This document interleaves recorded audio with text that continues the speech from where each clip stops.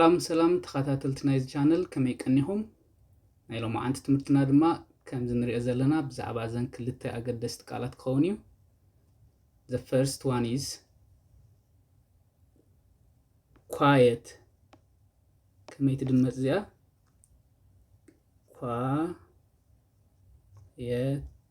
quiet. And the second one is quiet.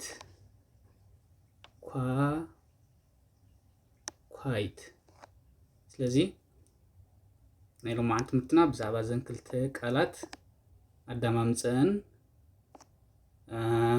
እትፍልልየን ከምኡውን ኣብ ሙሉእ ሓሳብ ከመይ ኮሬክትሊ ወይ ብግቡእ እንጥቀመለን ክንፈልጥ ኢና ማለት እዩ። So let us start with the first one. በተቀዳመይቲ ክንጅምር ኢና። እንታይ ኢለ ነይረ? How do we pronounce this?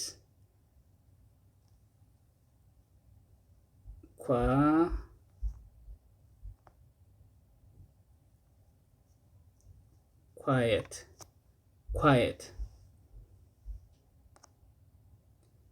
What does quiet mean? ትርጉም ናይዛ ቃል እዚኣ እንታይ እዩ? Quiet means calm or silent. quiet ክንብል ከለና ድምፂ ዘይብሉ ወይ ረበሻ ዘይብሉ ማለት እዩ።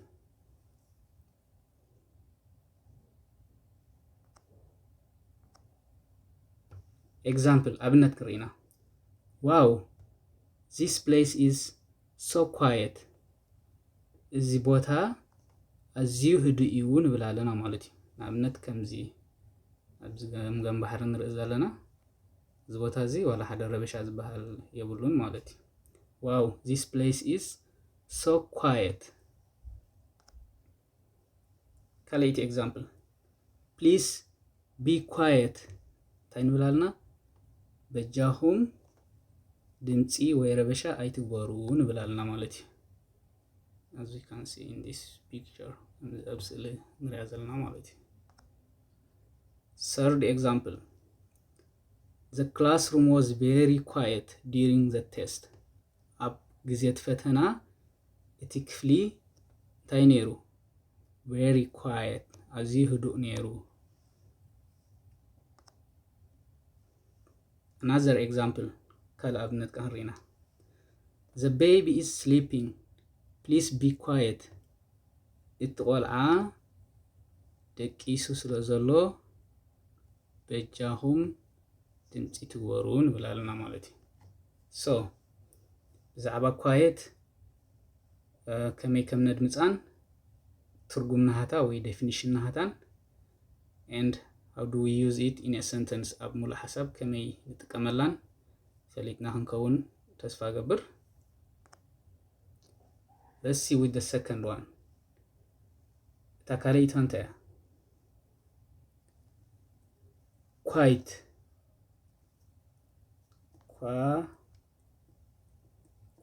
ከምዚ ኢና ነድምፃ ማለት እዩ።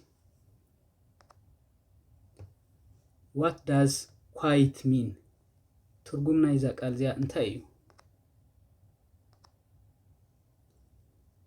Quiet means very or to a certain extent. quiet ማለት ኣዝዩ ወይ ከዓ ክሳብ ዝተወሰነ ደረጃ ማለት እዩ። ኣብነት ወይ ኤግዛምፕል ምስራና ንፅርት ክትከውን እያ። ኣብነት ንሪአ። The exam was quite easy. እቲ ፈተና ኣዝዩ ቀሊል ነይሩ ንብል ኣለና ማለት እዩ። ስለዚ quiet እንታይ ትርጉማ ኣብዚኣ? ኣዝዩ። Second example, yesterday I was quite tired. ትማሊ ኣነ ኣዝየ ደኺመ ነይረ ንብል ኣለና ማለት እዩ። ስለዚ እንታይ ኢልና ማለት እዩ? Yesterday I was quite tired. ትማሊ ኣነ ኣዝየ ደኺመ ነይረ። እቲ ሓንቲ ቦናስ ክበኩም እየ። እዚኣ ቬሪ ትበሃል። እዚኣ ኸ ሕጂ ንመሃራ ዘለና quite very ማለት ኣዝዩ ማለት እዩ። ኳይት ከዓ እንታይ ኢልና ኣዝዩ ሕጂ እንታይ ዳ ፍልልየን እዘን ክልተ ክንብል ንኽእል ኢና ሕጂ ፍልሊ ኣብዘን ክልተስ እንታይ ዳ ኢልና ክንሓትት ንኽእል ኢና ማለት እዩ ሕጂ ነዚኣ ንምግላጽ ሓንቲ ኤግዛምፕል ክበኩም እየ they are similar ይመሳሰላያን very and quite but they are not total the same ሙሉ ግን the same አይኮናል ማለት እዩ let's see an example ኣብነት ንሪኢና let's say ሮናልዶ and ሜሲ ክልቲኦም ተጻወትቲ ኩዕሾ እዮም ትማሊ ኩዕሾ ተጻዊቶም ብሓንሳብ ንበል let's say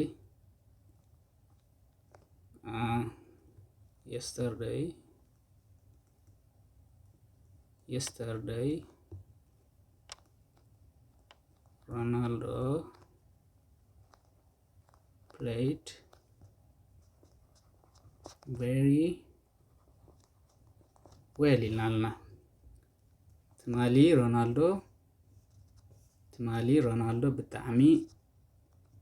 ሮናልዶ ብጣዕሚ ጽቡቕ ተጻዊቱ ንብላልና ማለት እዩ ከለይቲ ብዛዕባ ሜሲ አንዳረቢና yesterday ትማሊ ማለት እዩ ሜሲ played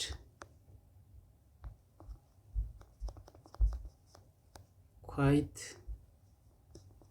well ሕጂ ትርጉም ናይ ዘን ክልተ ሰንተንስ ሓሳብ እዚአን ዳርጋ ሓደ እዩ እንታይ ትፍልልየን ኣብዛ ቀዳመይቲ very ተጠቂምና ኣብዛ ካልአይቲ ከዓ quite ተጠቂምና ማለት እዩ ሕጂ ትፍልልየን ክርኤና let's say ሮናልዶ ብጣዕሚ ጽቡቕ ተጻዊቱ ንበል ትማሊ he was 9 out of 10 ካብ 10 9 ነይሩ ሜሲ እውን ጽቡቕ ተጻዊቱ let's say he was 8 out of 10 ስለዚ ኣብዛ ቀዳመይቲ እንታይ ተጠቂምና very because Ronaldo was a better player ዝበለጸ ተጻዋታይ ስለ ዝነበረ ማለት 9 ካብ 10 very ኣዝዩ ሜሲ እውን ጽቡቕ ነይሩ but he was not as good as Ronaldo ስለዚ እንታይ ተጠቂምና ማለት እዩ quite ስለዚ very and quite similar in እትፍልልየን እዚ ማለት እዩ እዚ ኣብቲ ኢንተንሲቲ ማለት very strong እዩ እቲ very quite ከዓ ካብኡ ትሕት ዝበለ ማለት እዩ